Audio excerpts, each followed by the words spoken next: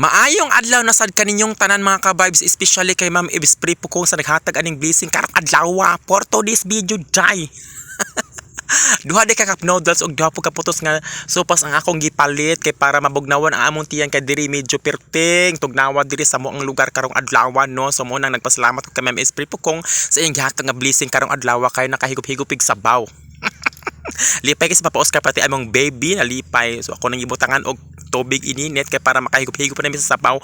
So daghang salamat sa suporta kaninyong tanan sa walang nagsuporta sa kodahapog salamat labi na sa mga basher na kodahapog salamat.